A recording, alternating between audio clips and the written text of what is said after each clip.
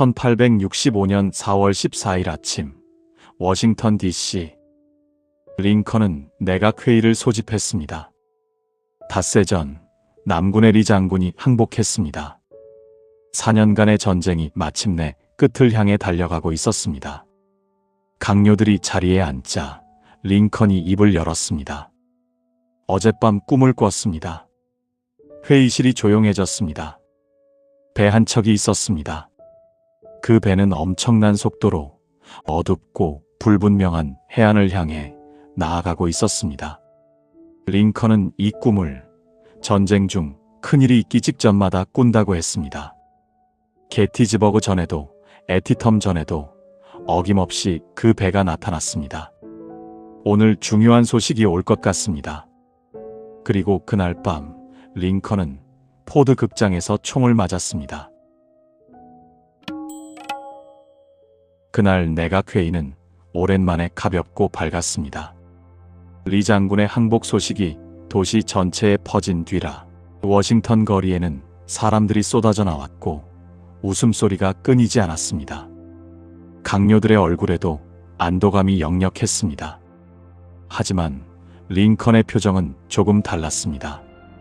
전쟁은 이겼지만 그의 머릿속은 이미 다음 문제로 가득 차 있었습니다.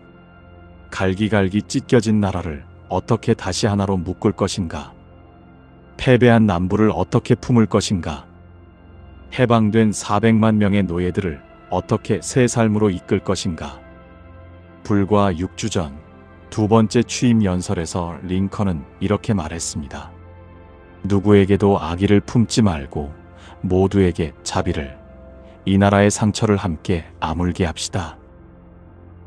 승리한 쪽이 패배한 쪽에게 복수가 아닌 화해를 말하는 것, 그것이 링컨이 전쟁 뒤에 하려 했던 일이었습니다.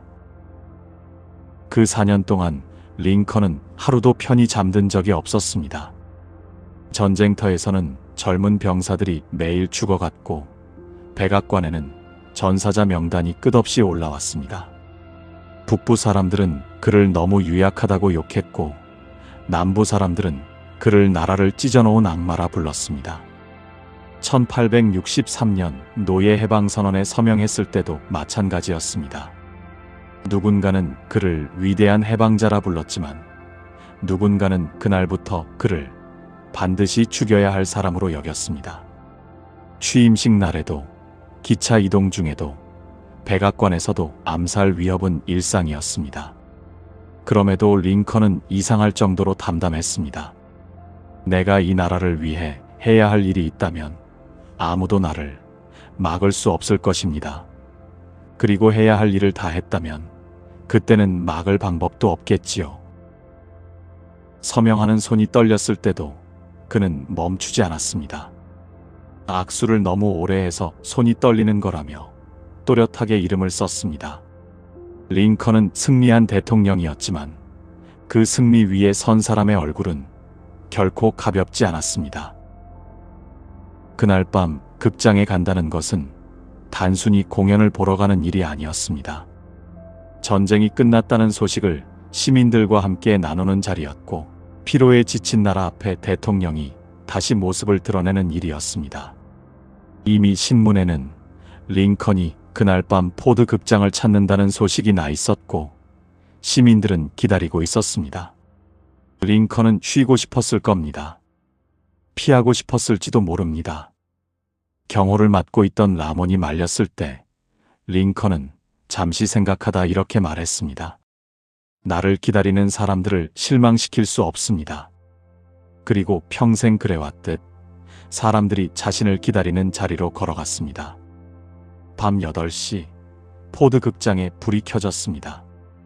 링컨이 도착하자 오케스트라가 대통령 찬가를 연주했습니다. 관객들이 기립했습니다. 링컨은 국기로 장식된 대통령 전용 박스석에 앉았습니다. 공연이 시작됐습니다.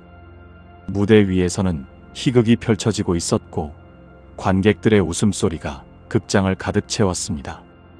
그 시각 배우이자 남부 연방 동조자였던 존 윌크스 부스는 극장 안을 조용히 움직이고 있었습니다. 밤 10시 15분 무대 위에서 가장 큰 웃음이 터지던 순간 총성이 울렸습니다. 링컨은 의식을 잃은 채 극장 맞은편 피터슨 하숙집으로 옮겨졌습니다. 강요들과 의사들이 달려왔습니다. 영부인 메리는 복도에서 통곡했습니다. 하지만 총알은 너무 깊이 박혀 있었습니다. 밤새 사람들이 곁을 지켰습니다. 누군가는 기도했고 누군가는 손을 잡았습니다. 링컨은 끝내 눈을 뜨지 못했습니다. 1865년 4월 15일 오전 7시 22분 링컨은 숨을 거두었습니다. 향년 56세였습니다. 임종을 지켜본 전쟁 장관 스탠턴이 조용히 말했습니다. 이제 그는 영원의 것이 되었습니다. 링컨은 꿈을 꾸고도 극장으로 갔습니다. 그것은 무모함이 아니었습니다. 두려움이 없어서도 아니었습니다. 그는 4년 내내 그래왔습니다. 미움받고 위협받고 지쳐가면서도 자리를 지켰습니다. 전쟁이 끝난 그날 밤에도 사람들이 자신을 기다리는 자리로 걸어갔습니다. 사람은 미래를 몰라서 두려운 것이 아닙니다. 해야 할 일을 알면서도 도망치고 싶을 때, 그때가 가장 두렵습니다. 링컨은 그 두려움을 느끼면서도 외투를 걸치고 문을 나섰습니다. 링컨은 그 꿈을 불길한 예언으로만 받아들이지 않았습니다. 그에게 중요한 것은 무슨 일이 일어날지보다 그날 자신이 어디에 서 있어야 하는지였습니다.